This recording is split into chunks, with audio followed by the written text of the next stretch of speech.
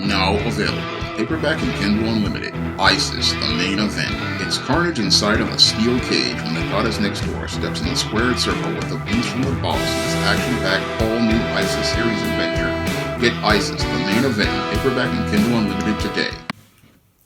The owners of Sigma Comics contacted me a few weeks ago and wanted me to review a copy of their independent comic, Here Comes Calico. Now, Sigma Comics, like many other comic publishers, know that I do comic review videos, and I was eager to do another review of an independent comic because I want to see indie creators get their work noticed and help them reach a larger audience. And I definitely want to see your Sigma Comics reach a larger audience with Here Comes Calico, a very unique book with a very compelling hero and a great story. This third issue of an 8-issue series is a very well done book, and I was really impressed with everything as related to this comic. The first thing that really impressed me with this comic was the overall design of the book.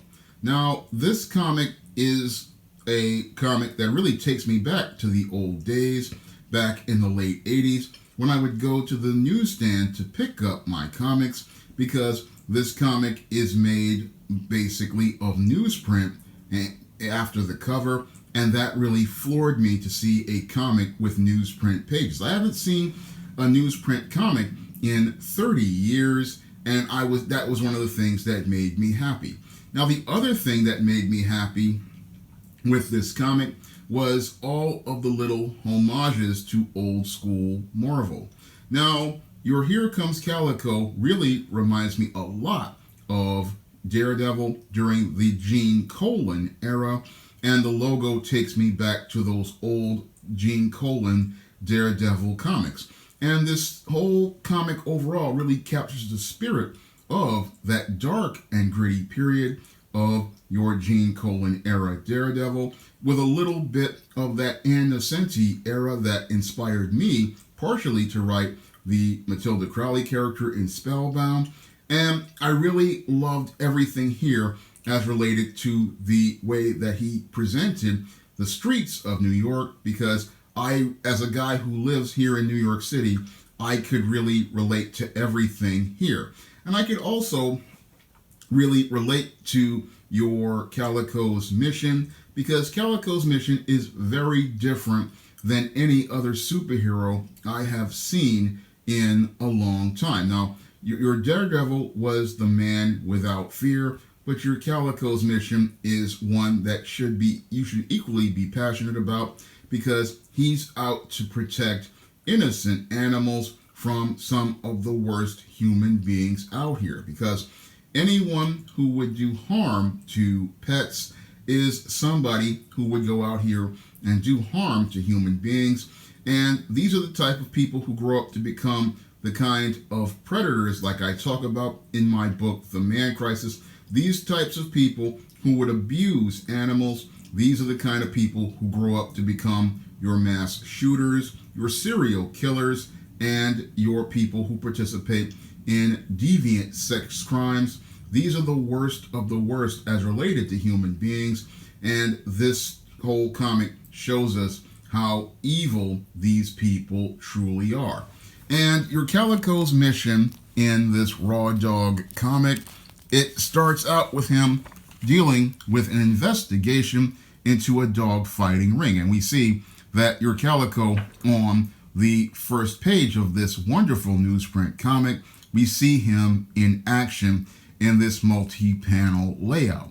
And he quickly shows us how he is very vicious, because the people he's dealing with are extremely vicious that he's dealing with. So he has to, again, use a level of brutality to deal with these kind of monsters. Because, again, a person who would go out here and abuse an animal is a person who would go out here and eventually escalate their behavior to harming human beings in the most sadistic fashion, because they don't just start with animals, they go out here and hurt other people.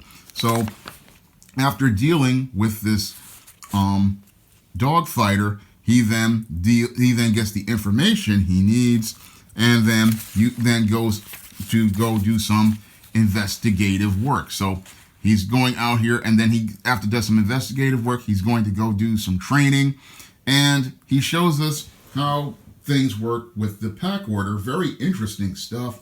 I mean, I like the way he sets up the boxing in this gym, because it takes me back to your Matt Murdock back in the day when he would go out here and do his training. I mean, this really, again, reminds me so much of old school Daredevil, and it really captures the spirit of that grittiness and that darkness from some of the best eras of Daredevil. I mean, I see a lot of Ann Nocenti here in a little bit of it. I see some Gene Colan, and I also see some Frank Miller in this kind of storytelling. So he's a guy, he knows how to read people and study people in this sequence with the boxing. And I like the way it shows how he has just great skills as a fighter, and also has good critical thinking skills and analytical skills. Now, we get an interlude to a woman with a computer. I guess she's helping out Calico in some sort of way. And then we get some character development as related to the bad guy to show us how evil he is. And that's one of the things that's really good about this Calico comic, is you get some very rich and multidimensional character development. He just doesn't make these generic bad guys. He shows us why these villains are a threat to animals and why they're just animals themselves. I mean, he just shows us why your Calico's mission is important by showing us how evil these characters are. And I've read a lot of indie books where they really don't develop the villain, but this book does a great job of developing the villain.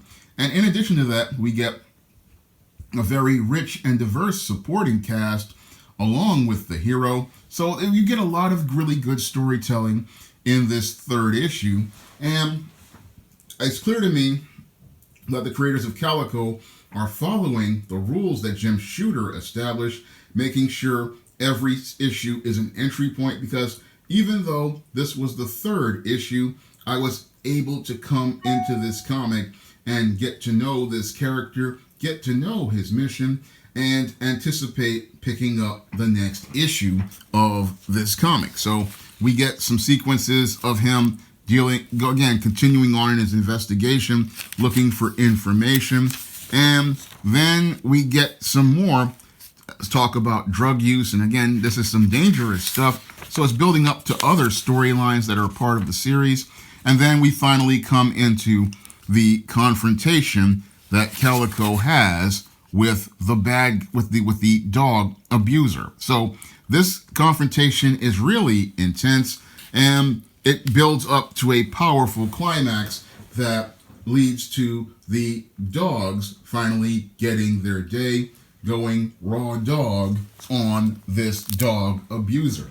And it was a very satisfying ending that we saw the bad guy getting justice in a very well-crafted comic. I mean, this one issue, again, it practically floored me with the artwork that is absolutely fantastic, the storytelling, which is absolutely spectacular, and is a very solid comic that readers can easily get into. I mean, there's a sequence towards the end that's a little R-rated, but this book is quite graphic as related to the violence. So this isn't a PG-13 book by any way, shape, or form, but it is a very, very well done comic, and I was really impressed with the writing.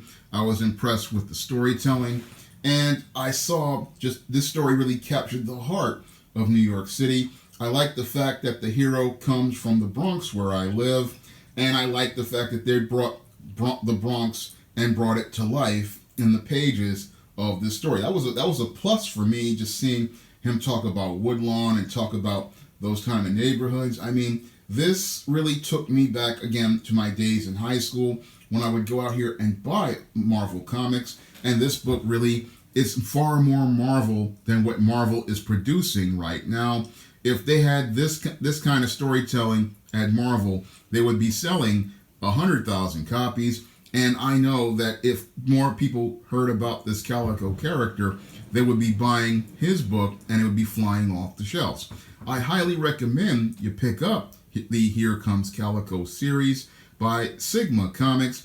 And the Sigma Comics, they are a lone wolf in the business, but they are showing how they are leading the pack in the craft of comics. This is a very, again, fantastic book, and you will not be disappointed by anything in this comic. This is one that, again, I highly recommend, and I definitely would like to see more of this character and more of their stories. I mean, this is what comic books are all about.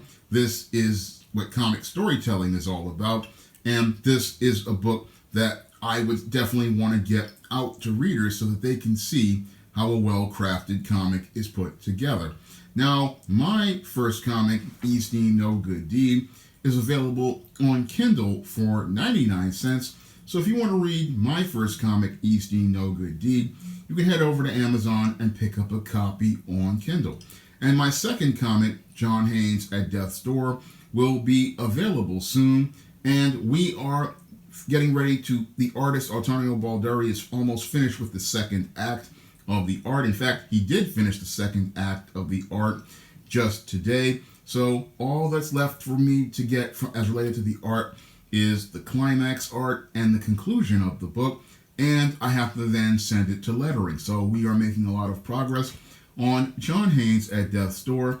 And I'm hoping to get that book out on Kickstarter soon. So in the meantime, you can, if you want to pick up some of my action-packed fantasy fiction on the SJS Direct imprint, you can pick up the books like the ISIS series, the E-Steam series, the John Haynes series, and the books of the Spinsterella trilogy. You can find all that fantasy fiction on Amazon.com in paperback and Kindle format. You can also find it on Smashwords, the iBookstore, and Google Play.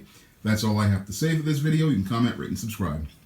Coming to paperback and e-readers this April, Isis, Revenge of the Cyber Goddess. The goddess next door must take on the threat of a deadly digital diva driven to destroy the world in this action-packed all-new Isis series adventure. Get Isis, Revenge of the Cyber Goddess in paperback and e-readers this April.